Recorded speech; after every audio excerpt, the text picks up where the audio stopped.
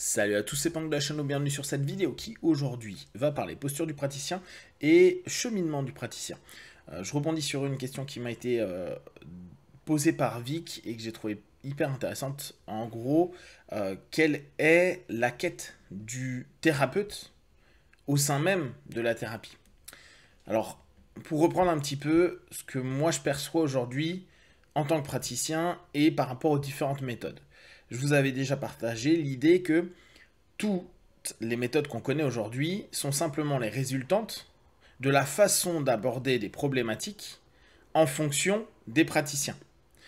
On va avoir un Carl Jung qui va avoir un aspect très spirituel et donc qui va développer toute sa psychoanalyse autour de sa quête. On va avoir un Freud qui, lui, c'était plutôt par rapport aux problématiques sexuelles et au rapport à la famille, en l'occurrence la mère. On va avoir Adler qui va avoir plutôt par rapport au sentiment d'infériorité, et ainsi de suite. C'est-à-dire qu'en fonction, chaque praticien, chaque thérapeute, chaque fondateur de système, et on est tous au bout du compte quelqu'un qui créons son propre style. D'ailleurs, c'est ce qu'on pousse absolument à faire pour nos apprenants, à leur dire ne faites pas comme j'ai fait, ou ne faites pas comme je vois la discipline, mais faites-le avec vos feelings à mesure que vous avez acquis vos bases et que vous avez peut-être même remis en question certaines bases.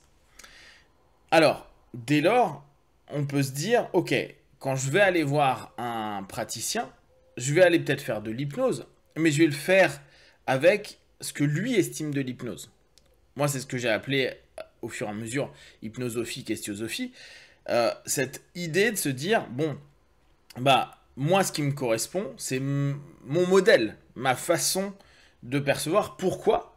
Tout simplement parce que en travaillant sur moi avec de l'hypnose, en avançant sur mes propres questionnements, et bien sûr, dans l'orientation que je vais donner aujourd'hui, et bien sûr, ce que je donne aujourd'hui pourra évoluer peut-être d'ici quelques années, sachant que je continue à travailler sur moi, l'accompagnement et en l'occurrence pour moi la thérapie, c'est un cheminement où on va plutôt comprendre pour avoir après la capacité de se décider sur des orientations qu'on prend et une responsabilisation qu'on va derrière avoir au travers des décisions qu'on va prendre. Donc, dans ma façon de voir les choses, c'est plus une quête qui pourrait se rapprocher d'une quête philosophique en tant que telle, plutôt que une quête vers le bonheur.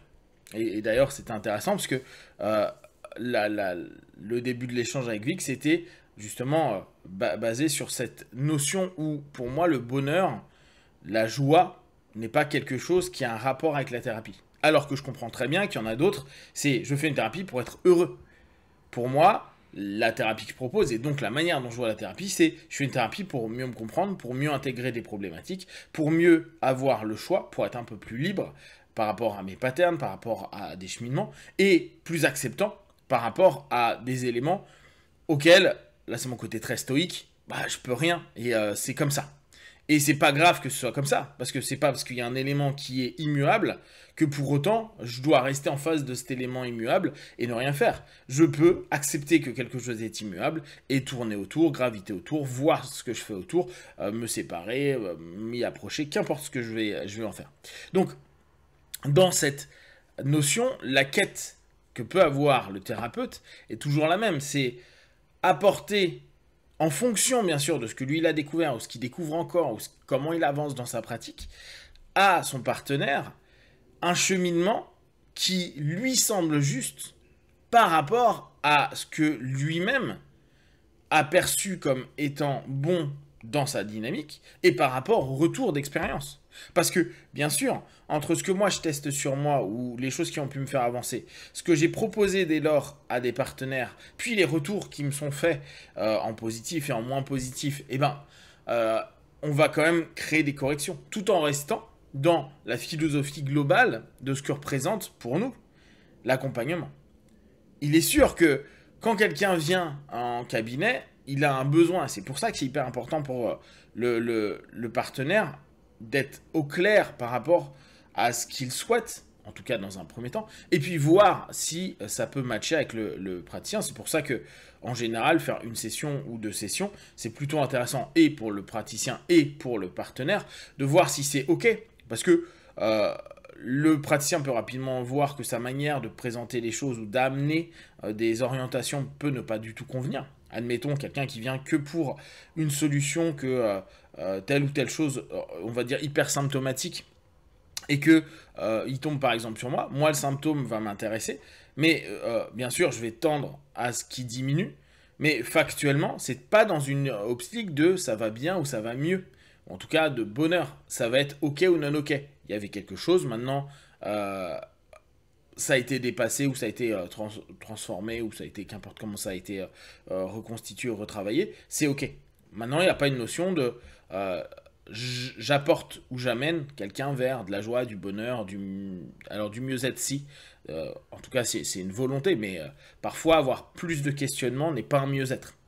D'ailleurs, c'était intéressant, je lisais récemment que on sait que certaines thérapies pourraient ne pas apporter du mieux aux gens parce que ça entraîne des éléments plus anxiogènes dans le questionnement qu'on a de soi. Et certaines personnes viennent par exemple sur du symptomatique, on leur propose autre chose que du symptomatique et la personne n'arrête pas cette démarche-là, et ben en fait, ça lui apporte pas forcément du bien. C'est pour ça que c'est toujours important, et nous en tant que praticiens, de dire bah peut-être que là ce que je te propose, c'est pas ce qui te convient le mieux, donc bah va voir quelqu'un d'autre parce que c'est pas comme ça que je pense je pourrais t'apporter un plus.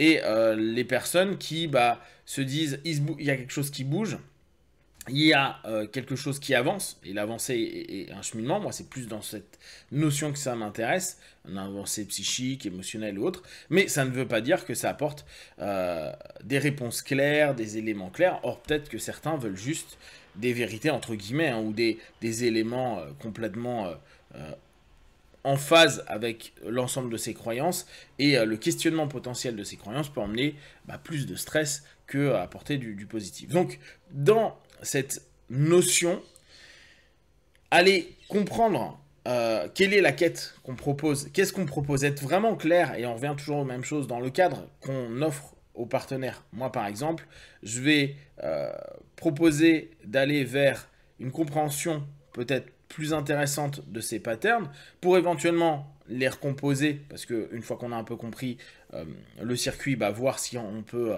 éteindre et allumer certains éléments de ce circuit-là, au travers d'un cheminement qui va être agressif au niveau du pattern, donc qui va être vraiment secouant, et puis même parfois je suis super énervant, agaçant pour les gens, etc.